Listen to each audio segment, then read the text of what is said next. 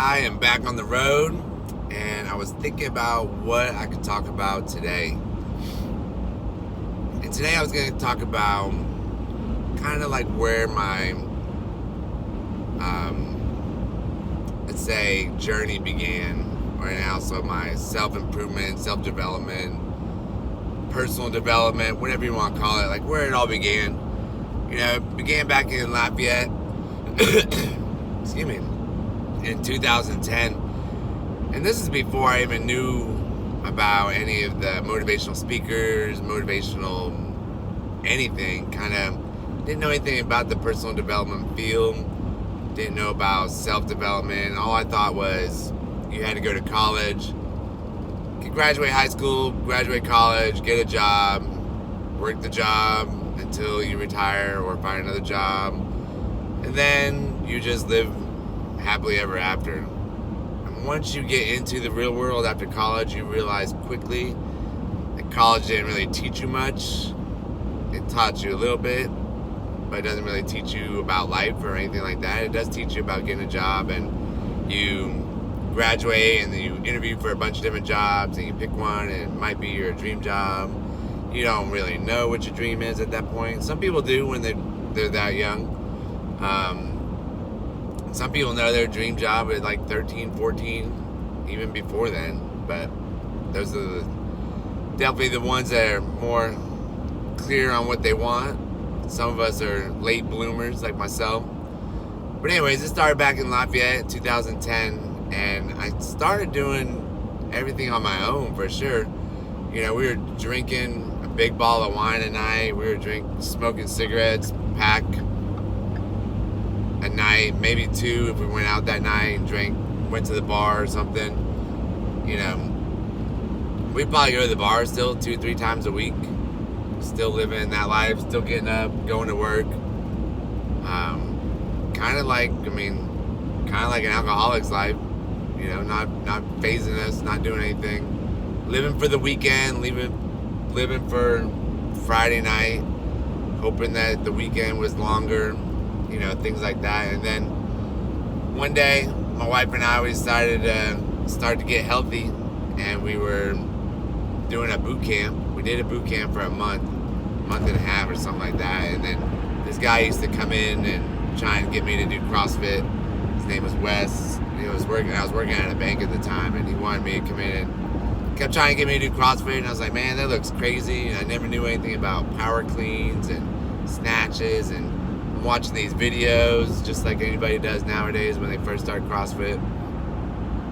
And of course now there's like all sorts of instructional kind of stuff. Back then it was just crazy people working out in these weird buildings and things like that. And they all followed this zone diet, you know, things, just kind of totally different lifestyle than what I was living at the time, you know, going from drinking a whole bunch and smoking. And we did the boot camp. Now, I will tell you, the first day I did the boot camp, it was at 5 a.m. We thought we could still drink wine the night before, and the lady's like, let's lunch the parking lot. And it seemed pretty big, like parking lot, and they were starting to do some jump squats or something, and next thing you know, I'm running behind the bushes, throwing up, and I was like, well, I guess that's not going to happen again. And Ryan, let me know. Let me tell you, I wasn't one for waking up at 4 a.m. I never was one for waking up at 4 a.m. to try and go work out. Especially after a night of drinking. I'd like to sleep in for a little bit, at least, 7 or 8. Or right before my alarm and just jump out of bed, brush my teeth or shower real quick and then just go. I didn't really eat breakfast a lot. A lot of times it'd be like Chick-fil-A chicken mini biscuits or something like that. Definitely wasn't a nutritional kind of stuff.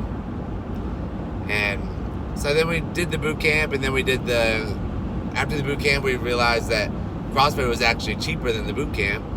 And I had lost a little bit of weight at the boot camp, so she did a good job. And we did eat a little bit better. And then once we started CrossFit, it was probably, they told us about the zone diet, so Kelly and I started doing the zone diet, which was actually a really good diet that teaches you portion controls and teaches you basically what macros are, proteins, fats, and carbs, and an almond isn't a good source of protein. Peanut butter is not a good source of protein. It's actually a fat. with some protein on it, in it. Sweet potato is not a vegetable. Rice is a carb. I've had people ask me if rice was a carb. Things like that. But anyways, so 2 weeks into CrossFit, we were driving back home from Houston, and we were doing the 5 a.m. class, actually. So I started getting up at 5 a.m., 4:30. I would try and get up at 4:30, jump right out of bed, brush my teeth, look at the workout while I was in the car, so that way I wouldn't go back to bed after looking at the workout, or scare myself into it, have that little voice that's in your head talking to you, saying, just go back to bed, it's going to be okay, don't worry about it, you don't need to work out, you can do one tomorrow. Fighting that little voice, trying to get back, just make sure you just get up and go. And what happened was, we were driving back from Lafayette, like I said, and we're still smoking cigarettes, and we're sitting there driving back, and I was like, you know what? I'm so done smoking cigarettes. It's not helping me running. It's not helping me in CrossFit. It's not helping me personally. And I used to have some people make remarks, like, oh, you should probably quit smoking. Oh, you should probably quit smoking. Like, yeah, whatever. Until you're fully ready and fully committed, and you want to quit, you're not going to quit. Doesn't matter what anybody says, you're going to really just blow it off. But I was fully ready to commit, and I pretty much smoked a pack from Houston to Lafayette. And I don't know why I smoked the whole pack, but I did smoke the whole pack. And it's probably only maybe 4 or 5 hour drive. So it was pretty fast at smoking these cigarettes. So we'll just call it a day. And then the next morning when we woke up, Kelly's like, you want to go smoke? I was like, no. She's like, why not? I was like, I said I quit. She goes, when did you quit? I go, last night. She goes, why didn't you tell me? I go, I just did. I told you just now. And so from that day forward, that night, I haven't smoked a cigarette since. And that was in 2010. I don't know the actual day. Probably April or May. Somewhere in there. And, I went through the withdrawals. Did a lot of research on it too. And, quitting smoking, it's a whole nother topic that could go over, but quick synopsis of it: once you quit smoking for 3 days, you're not addicted to nicotine anymore. You're not addicted to cigarettes. The only thing you're addicted to is the actual motion of you moving your hand to your mouth. So you just have to control it with something else, control that desire with something else. But anyways, my why was stronger than my want to smoke, and so I quit cold turkey. I went through some definitely withdrawal phases and irritable, snappy, and snippy, whatever you want to call it. Irritable. It wasn't fun, but after looking back on it, I'm so glad I did it. And then Kelly ended up quitting 2 weeks later. And so when she was quitting, it was actually kind of funny to me when she'd be all pissy to me or irritable, and it was good that I quit and then she quit. It's definitely not good to quit both together, because it'll drive you nutty and probably drive you back to smoking again. But in the end, so much worth it.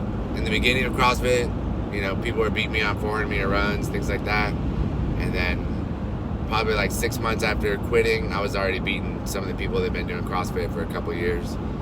And one girl actually was like, how are you beating me at running? You used to smoke, blah, blah, blah. Get all mad about it. But they say after you quit smoking, your lungs will re-heal. Your body's an amazing machine. And if you take care of it, it will take care of you. But the thing is, you got to start early enough and realize it before the bad things start to happen.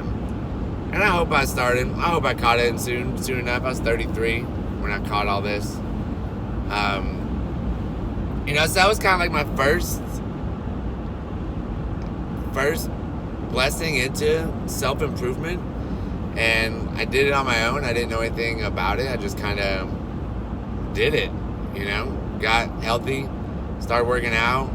My why was way more important than my wants of drinking, going out every night, smoking, eating bad, unhealthy foods, eating loaves of bread with cheese on it, eating pasta every night, not eating any vegetables. Like I said, I didn't start eating vegetables till I was 33. So, you know, got to start somewhere. I remember Kelly would cook it, and I'd have this little bitty portion of like broccoli or some weird thing or something, and she'd be like, Marcus, it's time to be an adult. Eat the damn food. Eat the vegetables. And so I'd choke them down, and then the more and more we got better at cooking, the more and more I actually like started to crave vegetables, which was really cool. I think like my generation, a lot of people stem from not liking vegetables and don't eat them because their parents used to boil them to an oblivion, and they were just mush, or we were eating them out of cans and they were just mush, which is definitely not the greatest thing if you eat vegetables. The way they cook them now is more new style, where they're kind of crisp, especially like squash and zucchini and broccoli, things like that. Back in the day, they just used to boil the heck out of them and just eat them as mush, or bake them until they were basically disintegrated and just mushed around the pan. So, and kind of like I can eat some of the frozen vegetables now, but even a frozen vegetable, it'll still change the molecular structure of it. So it'll taste different and have a different property and like the different texture in your mouth compared to fresh vegetables. But I eat some, especially some frozen fruits, things like that. But that's 11 minutes in. I don't want to keep going. So I am going to continue this video another day and tell you what happens after the first year of CrossFit, and just give me where I go from here. I guess the next 10 years. Man, we can make a lot of videos about this. Okay. Anyways, what I want you to do today is go smile at somebody. I actually said hi to somebody at Walmart. It was actually a worker. And he kind of like gave me the funny look, and it was like, oh, how you doing? Thought I was being weird or something. I don't know. But made him feel good, made me feel good. We both smiled. And, you know, like Rob Dial says, just make somebody else's day better. And the more people you make better, the happier you're going to be. All right, thanks a lot. Bye.